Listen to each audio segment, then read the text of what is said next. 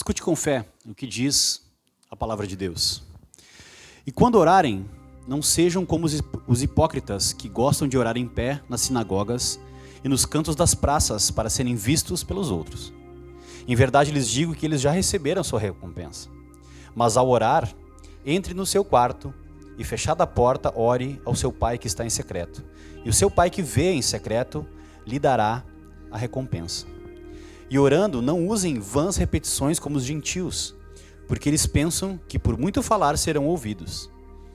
Não sejam, portanto, como eles, porque o Pai de vocês sabe o que vocês precisam antes mesmo de lhe pedirem. Portanto, orem assim: Pai nosso que estás no céu, santificado seja o teu nome. Venha o teu reino, seja feita a tua vontade, e assim na terra como no céu. O pão nosso de cada dia nos dá hoje, e perdoa as nossas dívidas, assim como nós também perdoamos aos nossos devedores. E não nos deixe cair em tentação, mas livra-nos do mal, pois teu é o reino, o poder e a glória. Amém. Muitas pessoas param aí a leitura, mas nós continuamos o 14. Olha o que diz o versículo 14.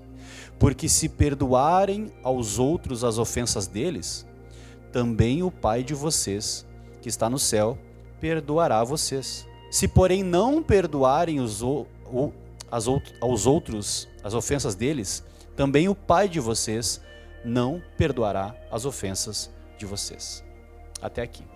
Senhor, nós pedimos, Pai, que assim como o Teu Espírito Santo estava presente, Deus, ali quando Jesus falou essas palavras, nós recebemos elas como palavras do próprio Deus. Nos ajuda, Deus, na nossa incredulidade, nos ajuda na dureza do nosso coração para que nós recebamos a Tua palavra como palavra de Deus nessa noite, Deus. Que ela possa moldar a nossa vida de oração e que nós possamos aprender com o Mestre, com o verdadeiro Deus, a falar com Deus. Nos ajuda nas nossas fraquezas, em nome de Jesus. Amém e amém. Amém? Você pode tomar o seu assento. Vamos lá. Hoje eu vou falar sobre mais um meio de graça. Sobre o meio de graça da oração. A oração. Eu não sei vocês, mas eu presto muito atenção na forma e no conteúdo das orações das pessoas. Eu presto muita atenção. Porque aquilo que a gente fala na nossa oração revela a nossa teologia. Revela aquilo que nós cremos, revela aquilo que nós esperamos de Deus, revela a nossa postura diante de Deus, revela várias coisas, né? Então, a gente olhando para Jesus, a gente nessa noite vai aprender duas formas de não orar, que é como ele fala no início, e através da oração de Jesus e do conteúdo da oração de Jesus, nós vamos aprender a orar de maneira bíblica e com o coração correto. Amém? Uma coisa que eu acho interessante também, eu estava pensando assim sobre oração e tal, várias pessoas já me pediram para orar por elas, sem revelar o motivo e o conteúdo da oração pela qual eles queriam que eu orasse. Não, eu queria que tu orasse por mim, daí eu pergunto, tá, mas por que tu quer que eu ore por ti? Não, não posso falar. Não, como é que eu vou orar então se eu não posso saber o conteúdo da oração? Como é que eu vou chegar e eu vou falar o quê? Deus, tu sabe o motivo que essa pessoa me pediu para orar para ti, amém. Porque se não tem conteúdo, não tem como eu, né? Se não tem uma petição, se não tem um motivo, eu não sei exatamente qual é o motivo, como é que eu vou orar a Deus, né? E uma outra coisa que é interessante, até eu vou mexer com a Jana, né? Que quando a gente faz os aniversários, quando a gente vai comer lá na casa dela e tal, a gente vai... o teu pastor te ensinou errado. Eu vou ter que falar isso. A Jana fala assim pra mim, não, aonde o pastor tá, a ovelha não ora. E aqui a gente tem o contrário. Aqui a gente tem os discípulos pedindo para Jesus ensinar eles a orar. Então o verdadeiro pastor, Jesus, ensinou os discípulos a orarem. Não orou por eles. É claro que Jesus orou por eles em certos momentos, mas ensinou eles a orar. Lá em Lucas vai falar, os discípulos vão falar, né? É a mesma passagem.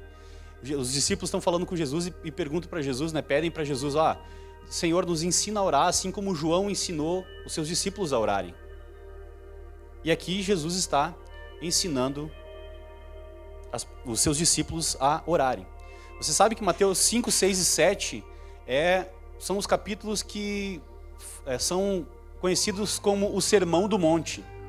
Então toda a teologia de Jesus faz a sua teologia sistemática ali, explica todos os pontos principais da fé nesses capítulos, né?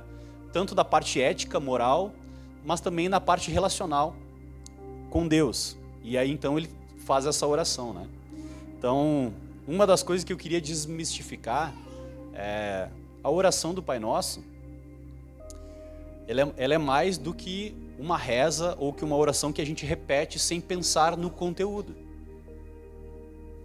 Essa oração, ela serve para nós meditarmos no conteúdo dela. Não que a gente não possa repeti-la e orá-la, né? A gente já fez isso aqui na igreja algumas vezes e é uma passagem das Escrituras. A oração do Pai Nosso também não é uma reza inventada pela Igreja Católica. Não, a oração do Pai Nosso é a oração do Senhor. É o Senhor nos ensinando a orar da maneira como convém, da maneira correta. Esses dias eu vi um vídeo, né? E até mandei pro Fred, era uma mulher carioca, assim com sotaque de carioca, e ela falando sobre Jesus, né? E aí o mano tava lá no alto e tava do lado dele, não sei. Eu achei, né, muito... Há um tempo atrás eu acharia muito quando eu era líder de jovens, eu ia achar muito da hora isso, assim. Mas a gente vai amadurecendo um pouquinho, né? Então a gente sabe que não é mais tão da hora, assim, né? Que se nem Jesus falou assim com o pai dele, quem sou eu para falar assim com Deus, né? Não, Deus, tu tá ligado que assim, o bagulho aqui é louco, pá. Não foi assim que Jesus orou. E a gente vai ver que o próprio Jesus, ele levou em consideração a santidade de Deus, como o Rodrigo falou, e que é importante. Então é importante que a gente ore com o coração certo, com a postura certa, porque nós estamos diante de um Deus santo, como foi falado aqui na convocação no início. Nós estamos diante de um Deus santo. Se nós pudéssemos olhar para Deus verdadeiramente, né, fisicamente, a nossa reação seria não de irreverência e de uma super intimidade, mas de reverência, né, de temor, assim como Isaías teve essa sensação, né, de ele viu ali a glória de Deus e ele pereci, morri, né, faleci, como diz o outro. Morri porque os meus olhos viram a glória de Deus, um Deus santo, Deus que é diferente de todos, né, de tudo que nós conhecemos. Então, para a gente começar, antes de eu entrar propriamente no texto, então, nós precisamos aprender a orar, né? Eu não vou fazer esse exercício, mas eu poderia pedir para levantar a mão aqui quem se acha fraco na oração. E eu levantaria a minha mão. Muitas pessoas levantariam a mão. Talvez todos nós levantaríamos a mão. Só que a oração, como diria João Calvino, ela é o exercício básico da fé. Quem verdadeiramente tem fé em Deus, ora. A nossa espiritualidade e a nossa fé em Deus pode sim ser medida pela nossa vida de oração. Isso é um fato. Aqueles que creem em Deus, aqueles que confiam em Deus, que desejam obedecer a Deus, eles oram a Deus, eles conversam com Deus, eles buscam saber a vontade de Deus e buscam revelar, né, pedir perdão dos seus pecados e pedem para se conformar com a vontade de Deus. Então, assim, pensem só o que estava acontecendo aqui. Jesus estava sendo seguido por uma multidão de pessoas, né? Ele estava ensinando uma grande quantidade de coisas, estava ali fazendo toda a sua teologia. Mateus 5 começa com as bem-aventuranças, e depois ele vai falando coisas a respeito daquilo que é a sua teologia mesmo, ensinando coisas da vida prática, questões da vida cristã, e chega num ponto que ele está diante da multidão e os fariseus estão ali para averiguar e, né, aferir a doutrina de Jesus. Eles estão ali só para isso. Agora imagina assim, ó. Os fariseus achavam que sabiam orar. Então Jesus de cara, ele já enfrenta, né, essa primeira barreira. Então ele começa aqui, venho para o texto, versículo 5, diz assim: e quando orarem, não sejam como os hipócritas que gostam de orar em pés nas sinagogas e nos cantos das praças. De quem é que ele está falando? Ele está falando dos fariseus. Não sejam hipócritas como os fariseus. Porque se você ora assim para ser visto, você já recebeu a sua recompensa, que é o aplauso dos homens. Então Jesus dá no meio, né, como a gente diz, dá real, papo reto. Quando orarem, não sejam como os hipócritas que gostam de orar em pé nas sinagogas e nos cantos das praças para serem vistos pelos outros. Em verdade lhes digo que eles já receberam a sua recompensa. Mas ao orar, entre no seu quarto e, fechada a porta, ore ao seu Pai, que está em secreto. E o seu Pai, que vê em secreto, lhe dará a recompensa.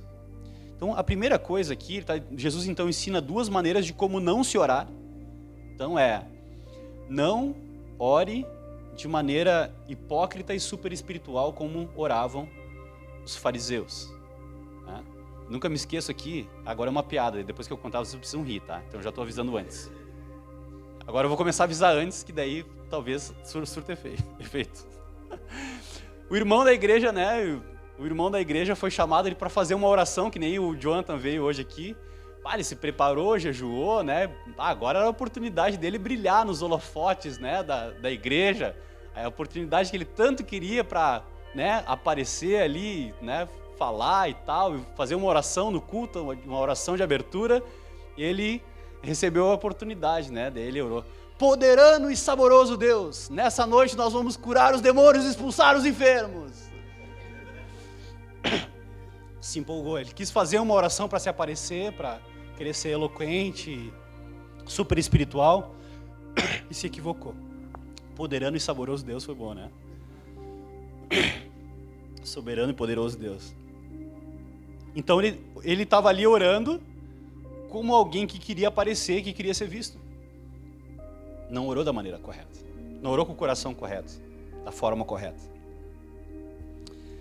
Então esse coração, essa postura, esse motivo correto é importante numa oração.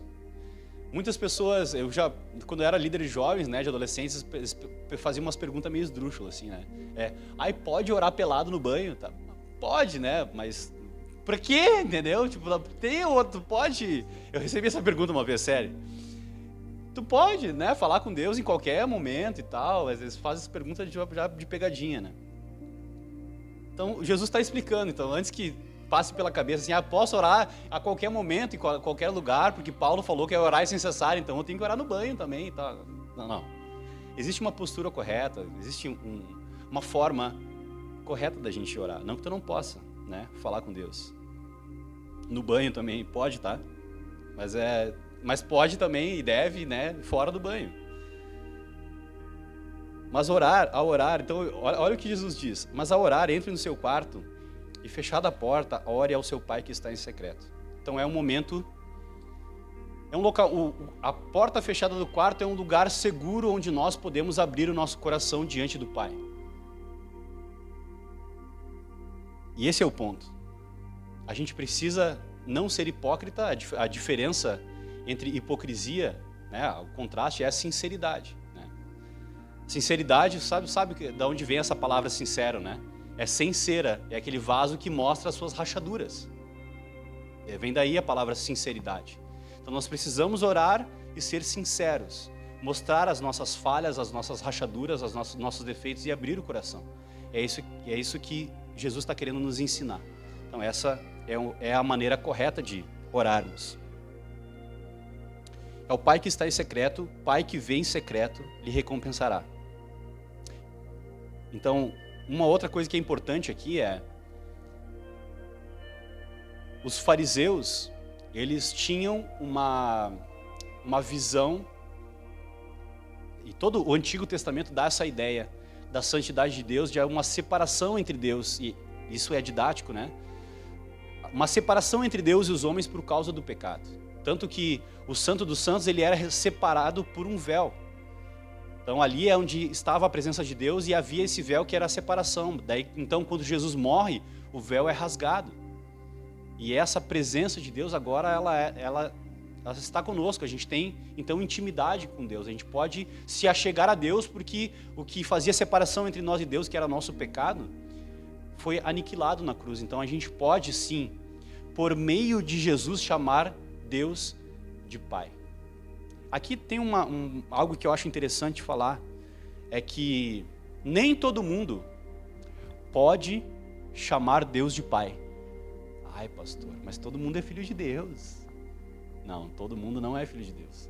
Nós somos criaturas feitas pelo Criador. Se você abrir aqui em João capítulo 1, e eu li com meu filho essa semana passada esse texto, inclusive, e a gente ficou conversando sobre isso. João capítulo 1 diz assim, versículo 12, esse é um dos versículos mais importantes da Bíblia, inclusive. Mas a todos quanto o receberam, deu-lhes o poder de serem feitos filhos de Deus, a saber, os que creem em seu nome. Então, para chamar de Deus de Pai, nós precisamos crer em Jesus. Para poder chamar Deus de Pai, é só por meio de Jesus. Então é possível que uma pessoa que não crê em Jesus chame Deus de Pai e não seja ouvida, não seja atendida e a oração dela não tenha efeito algum, porque ela não creu em Jesus. Porque Jesus é o mediador. Nós cantamos aqui, nós ensinamos isso aqui. Jesus é o mediador. Deus só recebe as pessoas por filho, aqueles que creem em Jesus. Foi por isso que ele mandou o seu filho. Então nós oramos em nome de Jesus, por meio de Jesus, por causa do nome de Jesus, por causa daquilo que ele fez na cruz, é que nós podemos chamar Deus de Pai. É diferente. E, aliás, o cristianismo é a única religião, né, das monoteístas que chamam Deus de Pai. No islamismo, Alá não é pai. Não existe esse atributo da paternidade de Alá. É estranho para eles. É estranho. Então, o nosso Deus, ele não é o Deus Altíssimo e tal, ele é tudo isso. Mas nós chamamos ele, quando nós nos relacionamos com ele, nós nos relacionamos com ele como o Pai. O nosso Deus é o Pai. Pai. Aliás, figura muito ausente na nossa sociedade hoje, né? O Pai. E muitas pessoas têm dificuldade de se relacionar com Deus porque eles nunca tiveram um pai. Não sabem como funciona a figura de um pai. Mas eles podem encontrar em Deus a figura de pai por meio de Cristo. Amém? E aqui ele fala a segunda forma, então. A primeira maneira de não orar é: não seja hipócrita. Não ore como se Deus não soubesse o que passa na sua mente e no seu coração. Não ore para se aparecer para os outros ou para se parecer super espiritual. Fale a verdade para Deus. Feche o seu quarto e abra o seu coração. Grava isso. Feche o seu quarto e abra o seu coração para o Pai. E orando, não usem vãs repetições como os gentios, porque eles pensam que pelo muito falar serão ouvidos. Jesus estava num contexto cultural onde existia a filosofia grega, a retórica e tudo mais. Então, fora que existiam orações para os deuses lá, que existiam, né, orações e rezas e repetições para os deuses, né, gregos, romanos e etc., que não era para orar assim. Então nós não devemos nem orar de maneira hipócrita, como os fariseus, e nem com vãs repetições e palavras né, coisas que sem sentido só para parecer bonito. Que, né, Deus não está nem aí para esse tipo de argumentação nossa. Não sejam, portanto, como eles, porque o Pai de vocês sabe o que vocês precisam antes mesmo de lhe pedirem. Isso aqui é uma parte importante, né? Talvez gera muita dúvida para as pessoas. Ah, pastor, mas se Deus sabe de todas as coisas, por que eu vou orar então? Se Ele já sabe do meu coração. Qual que é a resposta para isso? Eu devolvo a pergunta para você. Jesus, sendo filho de Deus, e Deus sabendo tudo que Ele pensa e que Ele sente, e Ele sendo um com Deus, Pai, Ele precisava orar? A resposta é não. A resposta é não, porque ele é um com o Pai, não é? Jesus é um com o Pai. Ele precisaria orar, praticamente? Não. Por que ele orava então? Porque ele é um modelo de obediência em tudo. A vida de oração de Cristo, ela é um contraste gigantesco com a nossa falta de oração. Porque Jesus, sendo Deus encarnado, orava.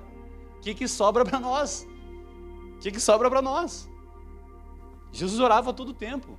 Ele orava em particular, tem várias orações de Jesus registradas nos evangelhos. Ele se retirava para orar depois de um dia cansativo. Às vezes, expulsava os demônios e curava pessoas. Um dia, com a sua bateria social já desgastada, o que ele fazia? Ele orava. Ele se retirava para orar. Enquanto os discípulos dormiam para recarregar as baterias, Jesus orava. Então, muito da nossa energia baixa, da nossa falta de bateria social ou de resiliência, também é falta de oração. Deus quem nos traz o descanso e o alívio. Não é dormir um dia todo depois de um dia cansativo. Dormir é bom, Deus criou o sono também. Mas o verdadeiro descanso vem do Senhor. E Jesus modelava isso para nós com a sua vida de oração. Jesus precisava ser batizado? Também não precisava ser batizado, ele não tinha pecado. Mas o que ele falou? Para que se cumpra o que está escrito. Para que ele possa modelar como é que a vida de um discípulo. Ele foi um verdadeiro mestre. Então ele modelou em tudo. Em toda a obediência, em tudo aquilo que precisava ser obedecido e ser praticado por nós, Cristo foi o modelo. Cristo foi batizado mesmo não tendo ser pecado. Cristo orou mesmo sem precisar orar. E orou bastante. Então a gente precisa orar. A gente precisa deixar de ser incrédulo e orar mais. E orar mais. Assim como Jesus fazia. O Pai de vocês sabe o que vocês precisam antes mesmo de lhe pedirem. Então Deus sabe das nossas necessidades. Então eu vejo as crianças, como pai, eu sei das necessidades da minha filha. Talvez nem ela saiba direito quais são as necessidades. Mas a gente como pai, a gente sabe. E a gente se preocupa. E às vezes antes dela pedir o mamar já tem que estar lá na latinha lá. Senão não vai ter mamar. Então a gente sabe da necessidade dos nossos filhos e Deus sabe das suas necessidades. Então a resposta, para tudo isso que eu acabei de falar, é que nós devemos orar. Porque a oração é o nosso relacionamento com Deus. É o nosso relacionamento com Deus. No outro culto eu falei sobre a importância da palavra, de nós conhecermos a Deus, e quando nós abrimos a palavra de Deus, Deus fala conosco. Na oração nós falamos com Deus. Deus conhece o nosso coração e nós também conhecemos o nosso coração pelas nossas próprias orações. A boca fala aquilo que está cheio o coração. Por isso que eu falei que o conteúdo das orações é muito importante. No próprio conteúdo da sua oração, não sei se você já teve essa experiência, mas teve um dia que eu só pedi. Eu tô meio pidão, eu acho, Eu acho que eu tô só pedindo aqui, não agradeci, não tô conseguindo ser grato, eu só quero. Então, aquilo que está no nosso coração transborda também nas nossas orações. Você pode ver o seu coração também no conteúdo das suas orações. Então agora a gente vai entrar na oração do Pai Nosso. Versículo 9 diz assim: portanto orem assim: Pai Nosso, que estás no céu, santificado seja o teu nome. Importante ressaltar, já falei sobre Deus ser Pai, então Deus é nosso Pai. O Deus que nós adoramos aqui é Pai. Nós devemos chamar Ele de Pai. Nós devemos nos relacionar com Ele na perspectiva de que Ele é o Pai e nós somos filhos. Só que o Pai é nosso, A segunda palavra é nosso, Então, se eu tenho um problema com meu irmão, um dia a gente vai estar sentado na mesa com o nosso pai. A gente vai ter que resolver os nossos problemas, porque o pai é nosso. E nenhum pai gosta que os seus filhos fiquem tretados, Fiquem com problema entre si. Pai nosso que estás no céu, santificado seja o teu nome. O que isso quer dizer? O que isso quer dizer? Porque não adianta a gente repetir essa oração sem entender o conteúdo da oração. Por que Jesus está orando assim? Por que essas coisas vêm primeiro e não vêm depois? Não vem no final? Pai nosso que estás no céu, santificado seja o teu nome. Nós não conseguimos santificar ainda mais o nome de Deus. Nós não conseguimos santificar ainda mais o nome de Deus. Mas santificar o nome de Deus é agir de maneira correta em relação à santidade de Deus. É atribuir santidade a Deus com a nossa vida, com a nossa postura, com a forma como nós nos relacionamos com Deus e com o nosso próximo. Essa é a verdadeira piedade. Santificado seja o teu nome, nós estamos reconhecendo, não atribuindo mais santidade a Deus, mas nós estamos reconhecendo a santidade de Deus. Nós estamos reconhecendo a natureza de Deus. Santificado seja o teu nome. O teu nome não é igual aos outros nomes. Tu não é igual a qualquer outro Deus. Tu é único. Tu é santo. Nós cantamos aqui, só tu és santo. É nessa perspectiva que nós devemos nos relacionar com Deus, né? Eu estava pensando, né, sobre essa mensagem, né, escrevendo, e meu pai faz parte aqui da igreja. Eu tenho liberdade de brincar com ele, a gente tem liberdade, mas ele é a pessoa que eu mais reverencio aqui dentro, que eu mais respeito aqui nesse ambiente, porque ele é meu pai. Eu tenho liberdade, eu tenho intimidade com ele, mas ele sempre vai ser o meu pai. E assim deve ser com Deus. A gente deve reverenciá-lo como pai, mas também como um Deus santo, que o nome dele é santo. É por isso que a gente faz esses movimentos aqui de ficarmos em pé para adorar a Deus, fechar os nossos olhos, levantarmos as nossas mãos. Pai nosso que estás no céu, a gente está dizendo que existe um Deus no céu. Você parou para pensar porque você levanta a mão na hora da adoração? Quem foi que ensinou isso aí para você? Porque existe um Deus no céu. A gente está querendo que o reino de Deus venha. Sei lá, me leva, me pega aqui na mão, me leva embora, sei lá. Mas alguma coisa que está no céu está se conectando com a terra. É meio que involuntário, né?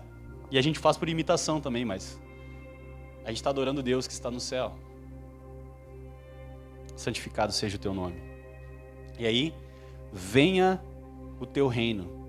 Seja feita a tua vontade, assim na terra como no céu. Isso é muito importante. Jesus poderia ter falado qualquer outra coisa no início dessa oração. Então, venha o reino de Deus aqui está a própria explicação. Quando nós dizemos venha o teu reino, a gente está pedindo que a vontade de Deus se estabeleça na terra como ela é estabelecida no céu. Como é que isso acontece?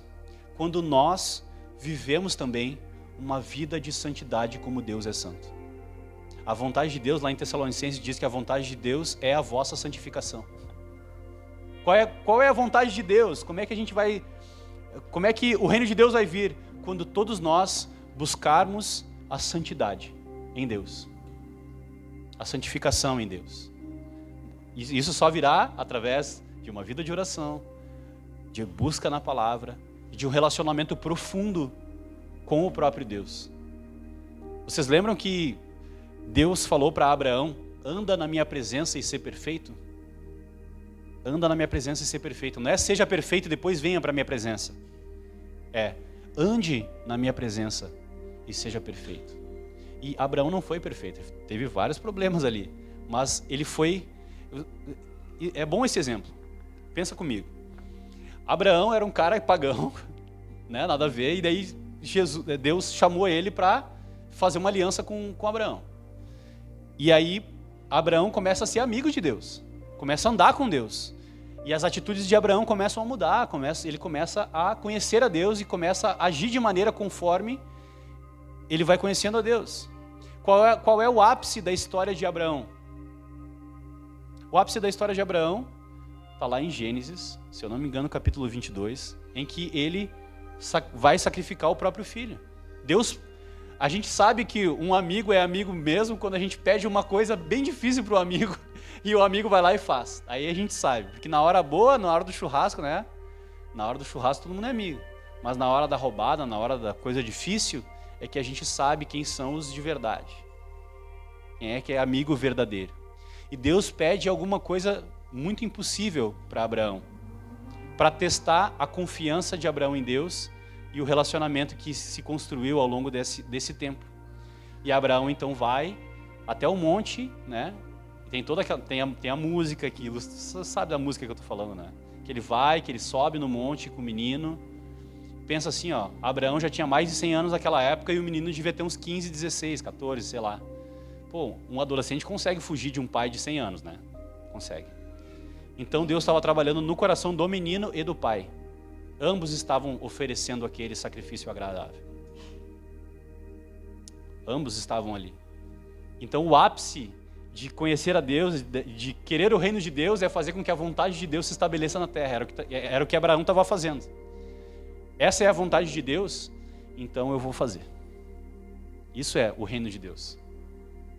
Então, para que a gente possa falar, venha o teu reino, quando a gente fala venha o teu reino, a gente está dizendo que nós estamos dispostos, por causa do que Cristo fez por nós, da nossa filiação com Deus, nós estamos dispostos a fazer aquilo que é agradável a Deus nas nossas vidas e não mais a nossa própria vontade. Isso é vir o reino de Deus. Isso é vir o reino de Deus. Seja feita a tua vontade, assim como é no céu, na minha vida. Na minha vida. Não é na vida do meu irmão, não. Nas nossas vidas, a começar na minha vida. Esse é o tipo de oração que nós devemos fazer. E outra, Cristo não fez essa oração e não foi para a cruz? A vontade de Deus era crucificar a Jesus no madeiro. E a vontade de Deus se concretizou na vida do seu filho. Quanto mais na nossa. Quanto mais na nossa. Então, venha o teu reino, seja feita a tua vontade assim na terra como no céu. Então, orar corretamente é buscar a vontade de Deus para a nossa vida. Amém? Pai nosso, que estás no céu, santificado o nome de Deus, não é orar, e aí meu velho, não, com reverência, sabendo que Deus é um Deus santo, mas que Ele está disposto a se relacionar conosco, e deu o seu Filho para se relacionar conosco. Venha o teu reino, faça a tua vontade em mim, assim como ela é soberana no céu. Conforma a minha vida com a tua vontade, Senhor. O pão nosso de cada dia nos dá hoje. Fala das nossas necessidades. O pão nosso de cada dia nos dá hoje. Deus sabe que você precisa de alimento. Deus sabe daquilo que você precisa. Ele não está alheio ao seu sofrimento. Ele não vai se render também à sua ansiedade. Então, em certa medida, eu sei que a ansiedade é um problema difícil, né, de lidar. A gente lida isso como uma patologia, mas ela tem sim um grande fundo espiritual. Então, pessoas que não tiveram a presença de um pai físico, né, uma presença paterna na sua vida, ou uma figura paterna muito distorcida, que não gerou provisão, que não gerou segurança, vão sofrer com ansiedade. Provavelmente, porque é o pai que provê, é o pai que protege, que dá segurança. Se a gente nunca experimentou isso, isso vai, né, gerar insegurança e ansiedade, porque a gente tem que dar um jeito, né, afinal. Mas a gente pode confiar em Deus, de que Deus sabe das nossas necessidades e que Ele proverá o pão de cada dia. Essa é a nossa fé. E perdoa as nossas dívidas.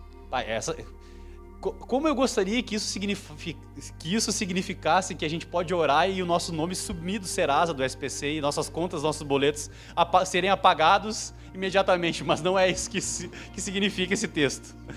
Quem dera fosse, né? Perdoa as nossas dívidas e seria bom, né? Mas não é. Assim como nós também perdoamos aos nossos devedores. Essa dívida que nós temos aqui é a dívida que nós temos para com Deus.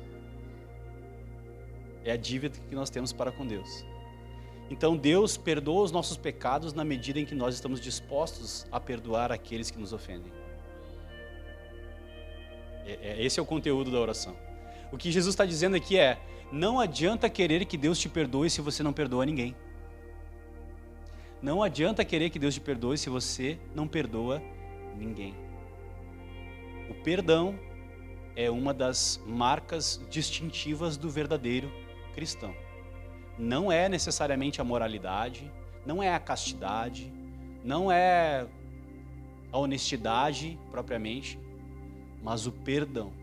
Quem foi verdadeiramente perdoado por Deus é plenamente capaz de perdoar as pessoas. Essa é uma marca distintiva. É por isso que a igreja é o lugar onde pecadores se reúnem. E deixa eu te dar um spoiler aqui. Nós vamos pecar uns contra os outros, porque somos pecadores. Mas aqui também é o lugar onde há perdão. Nós somos pecadores perdoadores, porque fomos perdoados. Pecadores perdoadores, porque fomos perdoados. Então, na medida em que você se sente perdoado por Deus, você reconhece que foi perdoado por Deus em Cristo, você está apto também a perdoar as pessoas. Perdoa também as nossas dívidas, assim como nós também perdoamos aos nossos devedores. O pastor batista Charles Spurgeon falou uma coisa que me marcou muito e eu tenho isso gravado na minha mente. Ele falou que quem ora a oração do Pai Nosso sem a predisposição de perdoar está assinando uma sentença de morte. Está assinando uma sentença de morte. Porque se você não está disposto a perdoar ninguém, Deus não vai te perdoar. Essa aqui é a sentença. Perdoa as nossas dívidas assim como nós temos perdoado. Então Jesus já está partindo do pressuposto que você está perdoando. Então é uma oração perigosa de se fazer. Ela não é só uma oração tão simples. O conteúdo dela é perigoso. E não nos deixe cair em tentação. Olha só o que Jesus está dizendo aqui. Vocês lembram que no início do ministério de Jesus foi levado para o deserto para ser tentado? Então ele foi livrado pelo Pai lá no deserto. E não nos deixe cair em tentação, mas livra-nos do mal. Essa é a vida do crente. Aqui está a vida do crente. Pão nosso de cada dia. Nós vamos tretar e vamos ter problema com as pessoas no nosso dia a dia. E assim como nós fomos perdoados com Deus, a gente vai ter que lidar com os pecados das pessoas. E nós vamos ter que ser fortalecidos por Deus para não cair em tentação e sermos livrados do mal. Essa é a vida do cristão. Essa é a oração genuína do verdadeiro cristão, que está consciente da sua vida. Pois teu é o reino, o poder e a glória para sempre. Amém. Essa é a oração de Jesus. O meu desafio para você hoje é, quando você orar novamente, você avalie o conteúdo da sua oração. Avalie o conteúdo da sua oração, avalie se você está orando como Jesus oraria. Pergunte para Jesus se ele faria a oração que você acabou de fazer. Isso não é um desencorajamento, né? De você orar, então eu não vou orar, né? Então, se é para orar que nem Jesus, não vou conseguir, então eu já não vou nem orar. Né? Não é isso. Mas é que nós precisamos aprender a orar. Um texto que me consola muito, que está escrito em Romanos capítulo 8, que diz que nós não sabemos orar como convém. É reconfortante, né? Eu deixei esse texto por último, para confortar você. Nós não sabemos orar como convém. Nós não sabemos orar como convém, mas a gente pode aprender e pode crescer nisso. Nós precisamos crescer em oração. Precisamos. Jesus orava, nós, seguidores de Jesus, discípulos de Jesus, precisamos orar. Precisamos crescer em oração. Pois teu reino, poder e a glória. E aqui tem um arremate no final. Lembra que eu falei da oração perigosa? Porque se perdoarem aos outros as ofensas deles, também o Pai de vocês que está no céu perdoará vocês. Porém, não perdoarem aos outros as ofensas deles, também o Pai de vocês não perdoará as ofensas. É uma condicional, bem clara. Bem clara. Tem uma outra passagem no Evangelho que Jesus ilustra isso com uma parábola. Que é a parábola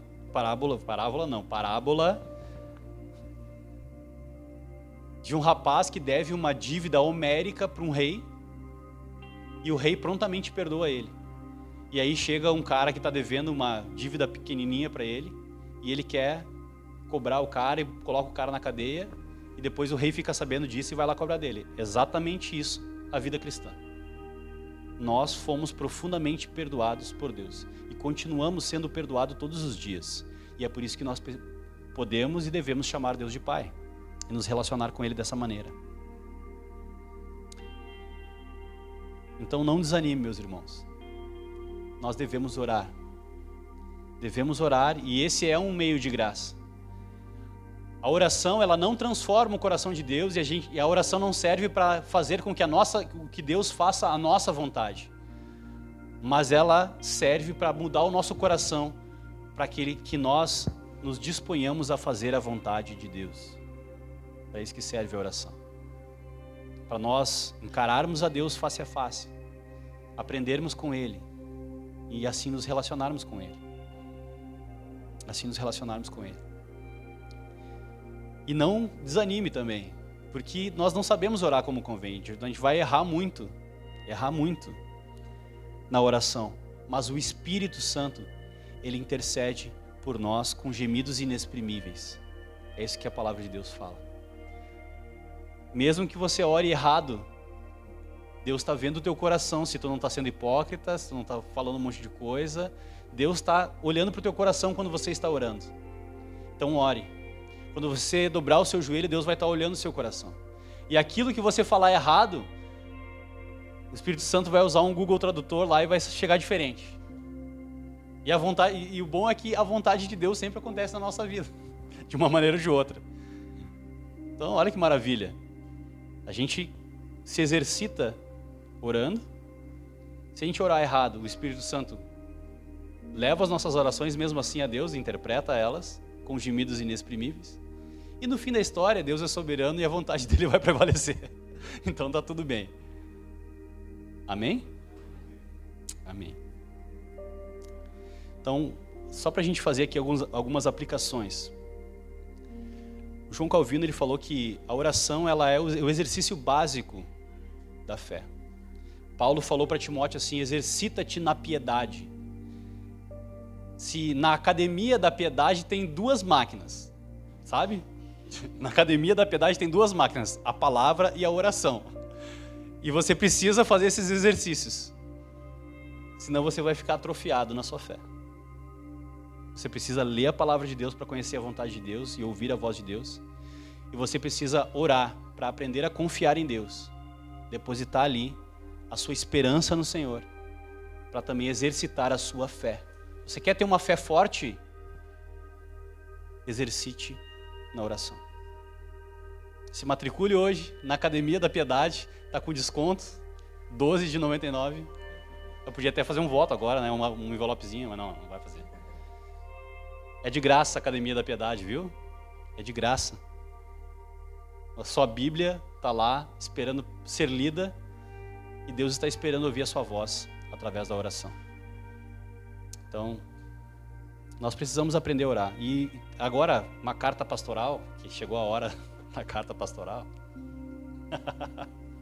Nós, como igreja, precisamos retomar uma reunião de oração. Eu tenho pensado muito nisso, né? A gente tem alguns desafios como igreja. A gente tem o desafio da distância, o desafio das finanças. Então a gente pensa muito as atividades da igreja para não sobrecarregar financeiramente os irmãos, para não sobrecarregar também, o pessoal faz faculdade, está todo mundo, né, correndo na vida. E a gente acredita que é importante você fazer sua faculdade, você se relacionar com as pessoas, você ter tempo para se relacionar com a sua família, se relacionar com seus amigos não cristãos também, para poder testemunhar da sua fé.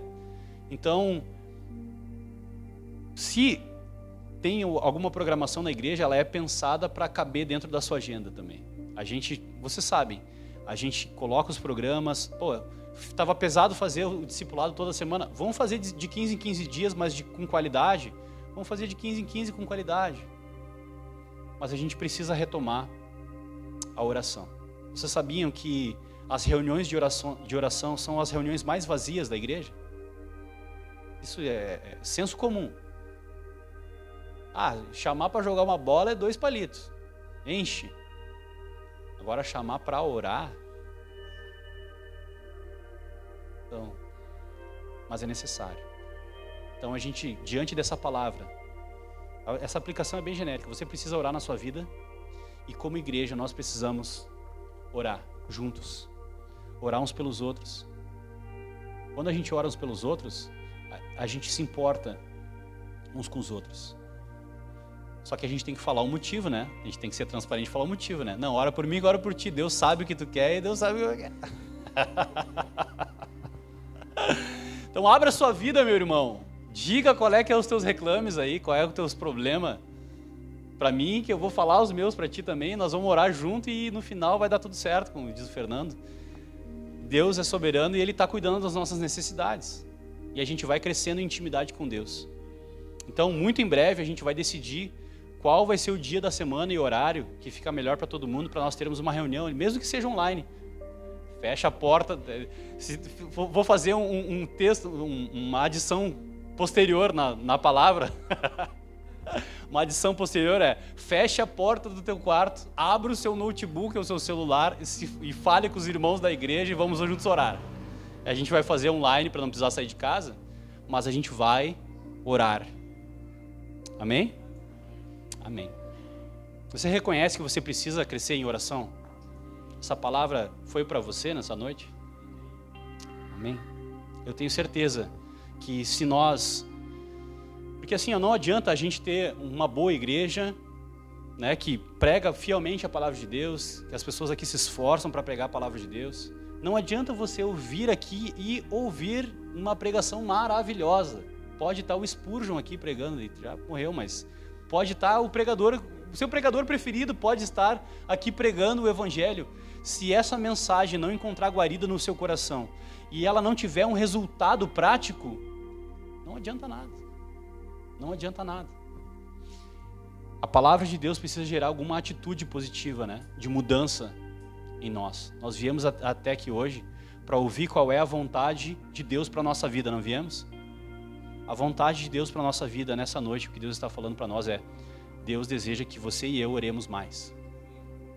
Oremos mais. Se você sair com isso no seu coração nessa noite e orar mais daqui para frente, já valeu a pena ter vindo no frio até a igreja Casulo. Amém? Vamos orar? Senhor, nós precisamos orar mais, Senhor. Nos ensina a orar como convém, Senhor. Nós reconhecemos aqui a Tua santidade, reconhecemos que Tu é um Deus santo, mas Tu és, Senhor, um Deus santo, que transborda de amor pela humanidade, que entregou o Seu Filho para que nós pudéssemos Te chamar de Pai. Então nós Te chamamos, Senhor, Pai. Escuta as nossas necessidades. Nos ajuda na nossa falta de fé.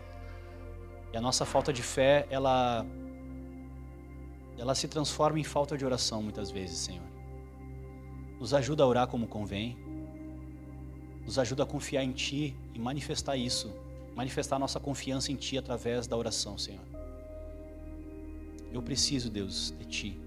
Eu reconheço que preciso de Ti. Eu reconheço isso orando, Senhor. E eu peço pelos meus irmãos também, Senhor, que cada um possa crescer em oração, crescer em intimidade contigo, crescer em comunhão contigo, Deus. Que nós possamos, Senhor, encontrar prazer e alegria na oração, Deus. Nós não podemos ser hipócritas ao ponto de dizer que nós te amamos muito e oramos pouco.